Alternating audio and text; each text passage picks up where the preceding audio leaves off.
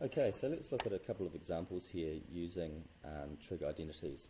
So this first example, we're showing that this statement here is equivalent to 1.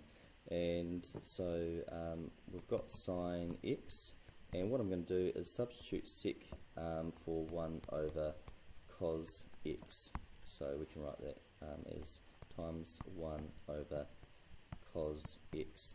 And cos, cot, I'll write that as 1 over tan x.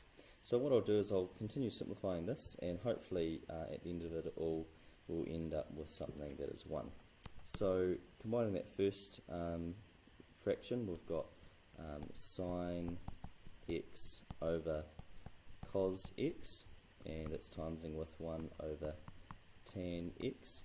And from our formula that we just worked out over here, we can say that that first fraction is equal to tan x, and so we can write tan x times 1 over tan x, and of course anything divided by itself is 1, and so all we're left with here is 1, and that is the right hand side.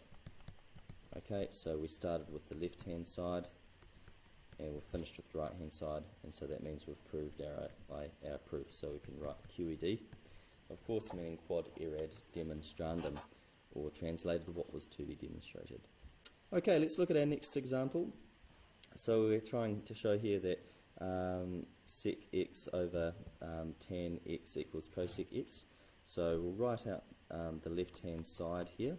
So that's sec x over tan x, and we'll try and simplify it and get down to cosec x. Okay, so sec, well, I'll separate out the fractions. So I'll write it as sec x over 1 times 1 over tan x. And if we're thinking about cosec, well, cosec is 1 over sine. I'll just double check that to make sure I'm definitely right. So cosec is 1 over sine, yep, so that's good.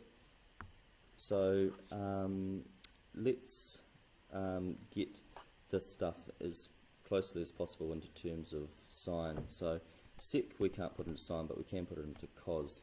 So that would be the same as 1 over cos x.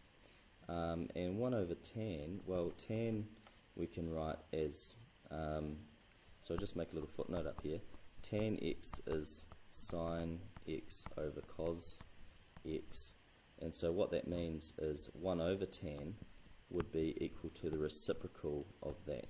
And so we can write this as cos x over sine x.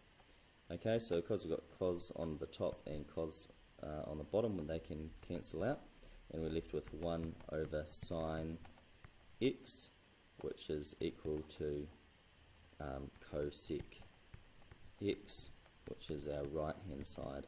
And so we've shown our proof, and we can write QED, and that's it.